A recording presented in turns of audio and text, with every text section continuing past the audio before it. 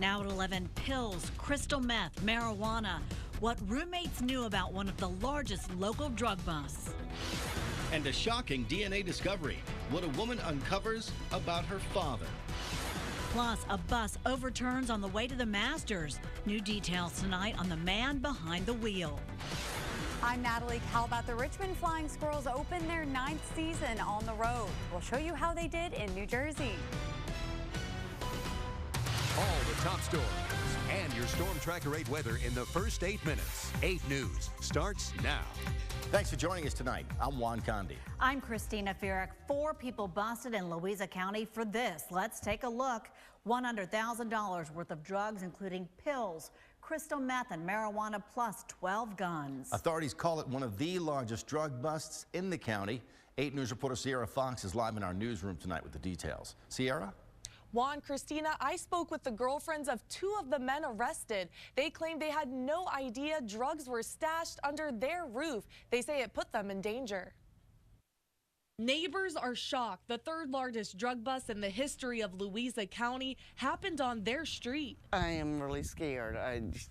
What can I say? People that live on Wickham Road say it's usually a quiet area. I thought it was safer than this until yesterday morning. Carolyn says she heard commotion and cop cars fly by her home at 5:30 a.m. Wednesday morning. You never know what is going to happen out here in the country. This is the house where Joshua Hicks, Robert Murray, Joanna McDonald, and Jeremiah Williams were arrested. The Louisa County Sheriff's Office seized 1 pound of crystal meth, more than 400 oxycodone pills, over 3,700 Xanax pills, and nearly $8,000. It just scares me that I have my daughter and, anything could have happened. 12 guns were also confiscated.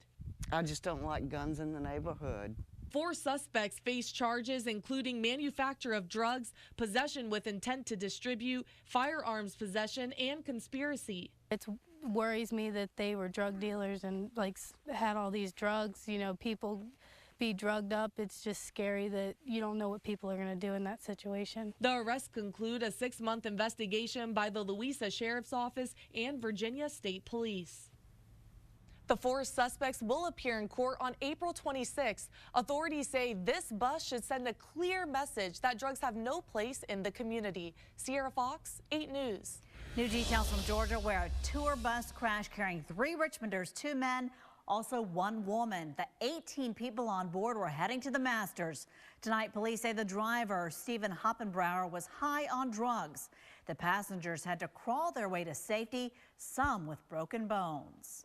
I climbed out of the top of the bus and jumped down and pulled the emergency top off from the outside, and then people started climbing through.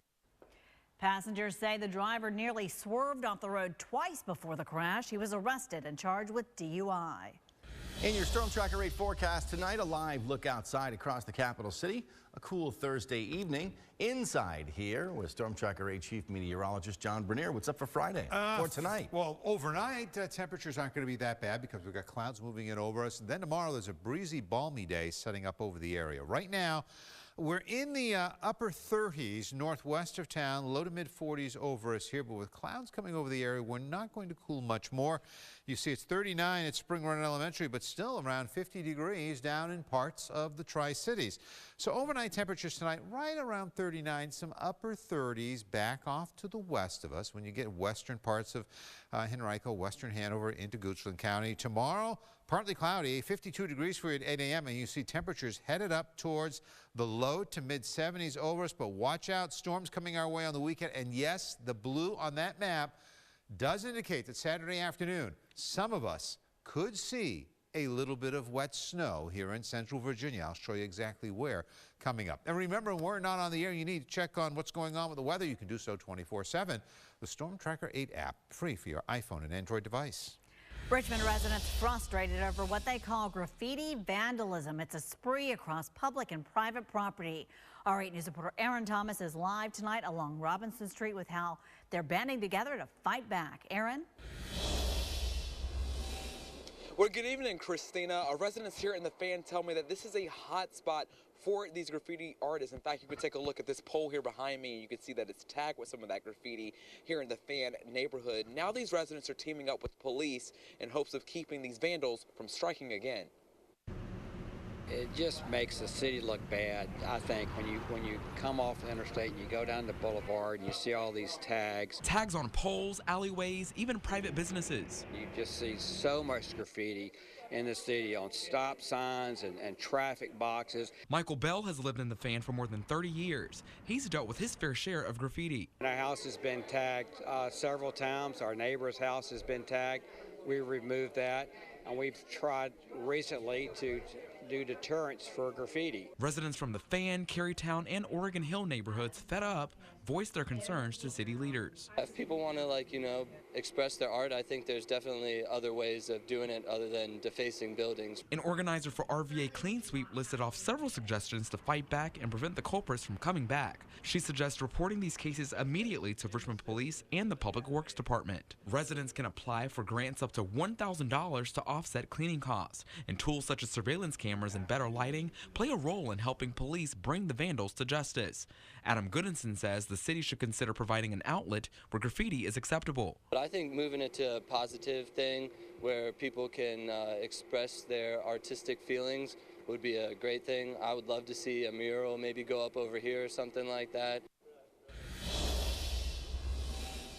And neighbors already have a plan in place to get rid of some of this graffiti you see here. They plan on coming together on Saturday, April 21st at 9 a.m. Reporting live in Richmond, Aaron Thomas, 8 News. Thanks, Aaron. If you have a story for 8 News, send it to us. You can email ireport8@wric.com or call our hotline 330-8000. We also accept messages on our 8 News Facebook page. News where you live in Chesterfield now, where a man was found dead today inside a burning home. Let's show you some security video from a small camera at a neighbor's home. Quality's not so hot, but you can see just how big that fire was. It took crews nearly an hour to get the blaze under control.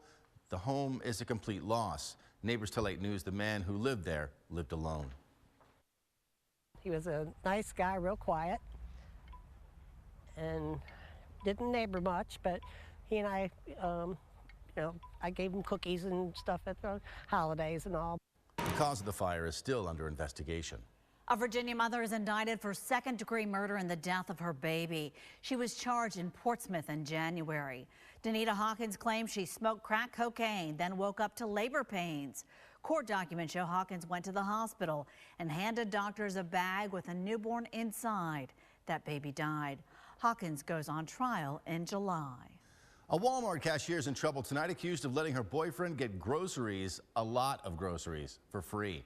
Jennifer Satterwhite here is charged with embezzlement. Her boyfriend, Dougie Gillis, left the Stafford store multiple times without paying, according to police.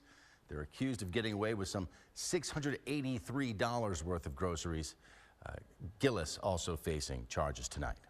In sports tonight, all eyes on Tiger Woods as he steps back onto the green. 8 Sports anchor Natalie Calabat's in now with the latest from the 2018 Masters.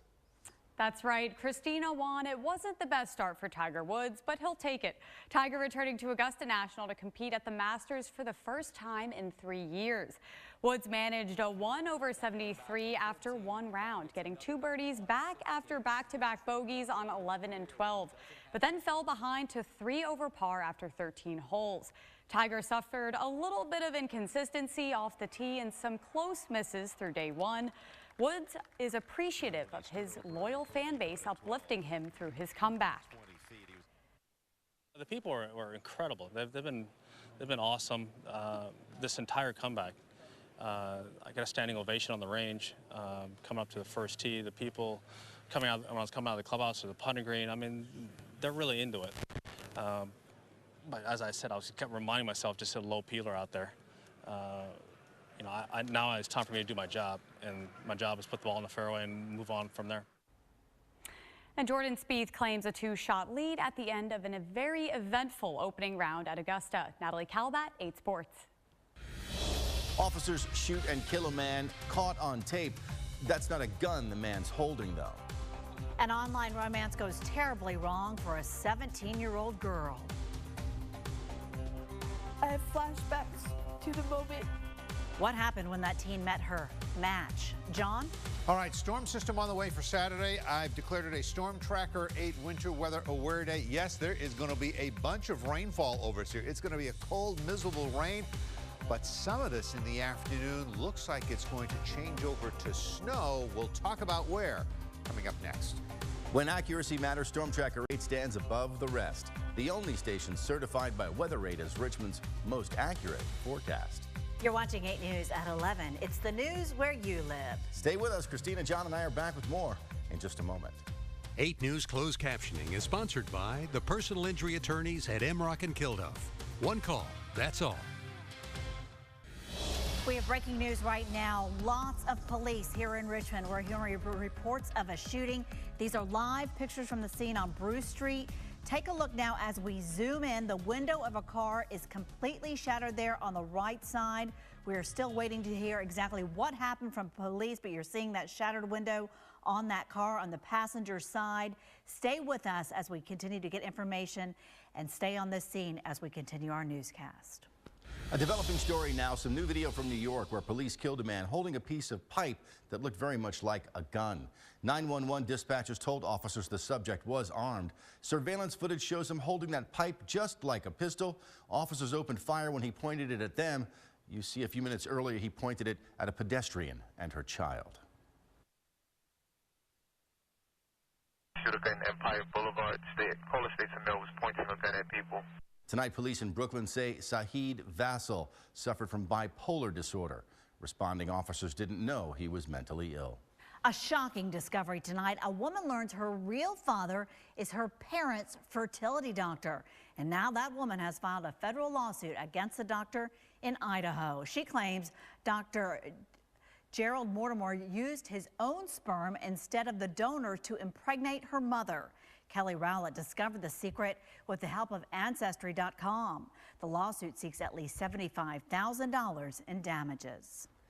Tonight, an Arizona teen says she's lucky to be alive after a terrible, terrible mistake, meeting a man that she didn't know through an online app. Kiara Holmes says she met that man who kidnapped and assaulted her on an app called Whisper. He promised to take her home after their meeting. Police say Raymond Burke tied Kiara up and then started telling her she was his little pet.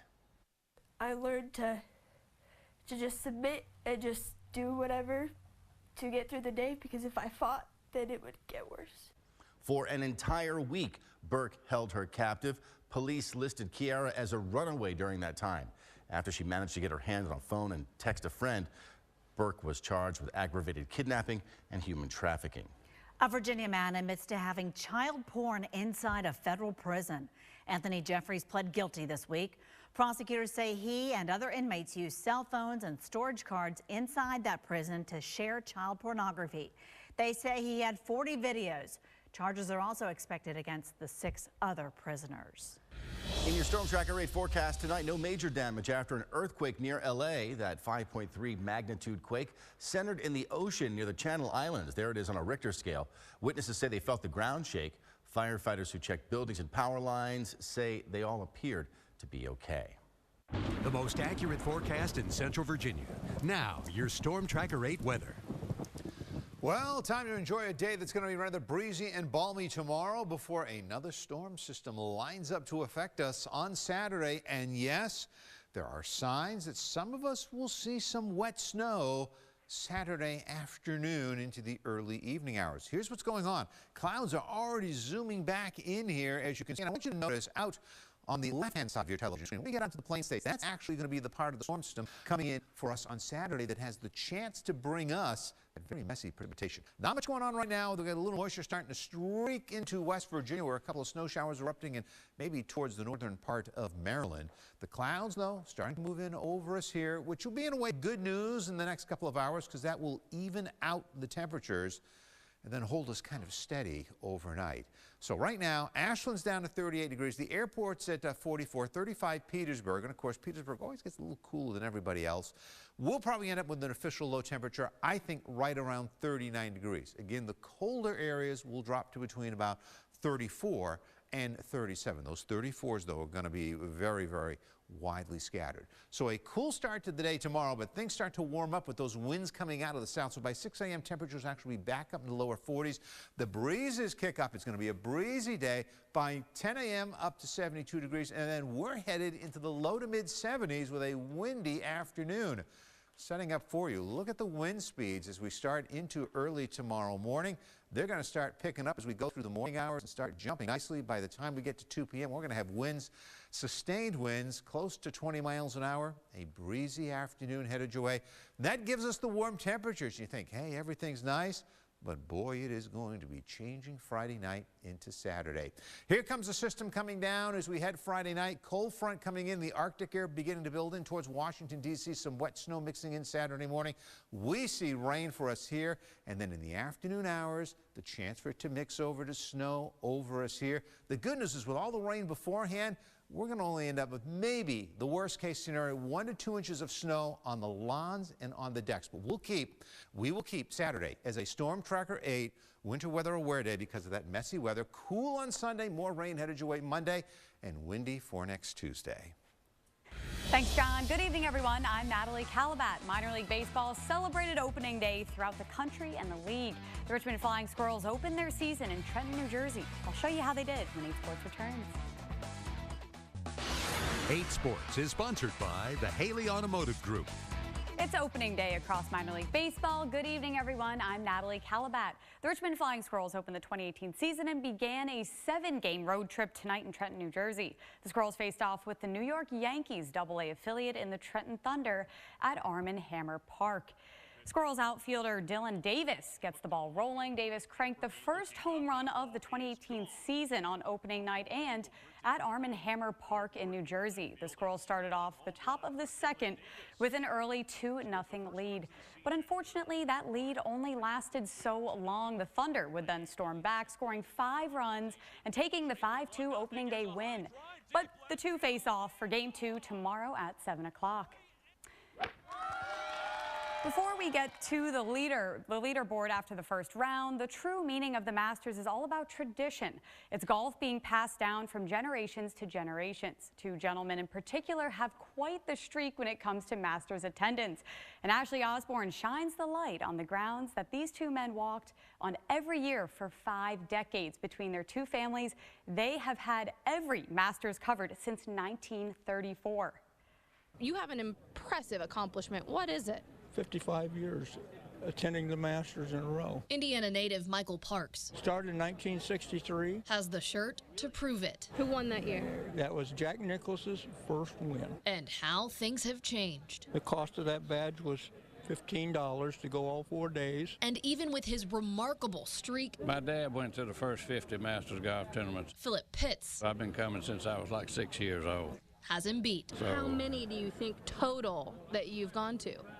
Over 65. What is the biggest change from a 6-year-old you to where you are now? Oh, the beauty and all the improvements they've made on the course year after year after year. Are you passing on the legacy to your children or grandchildren? Yes, I bring in one of our grandchildren and my brother's grandchildren. I'm on the program where they can bring in a junior patron, and that's really a real treasure to have that and pass it on to the younger generation. Do your grandchildren duke it out? Do they want to fight for who gets to come with Granddad this year? Oh, yeah.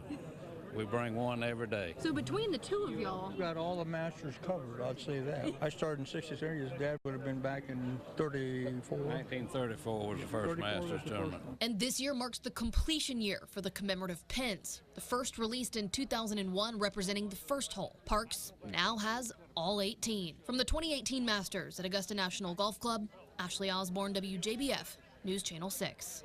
Let's now take a closer look at the leaderboard after day 1. Jordan Spieth pulled even at 4 under par after back-to-back birdies.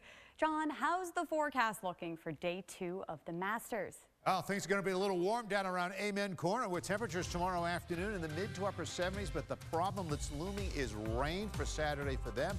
A chillier Sunday's on the way. We're talking about a chilly and wet Saturday coming up next.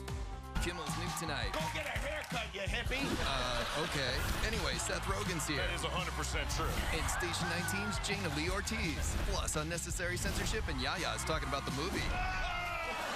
Kimmel, new tonight on ABC.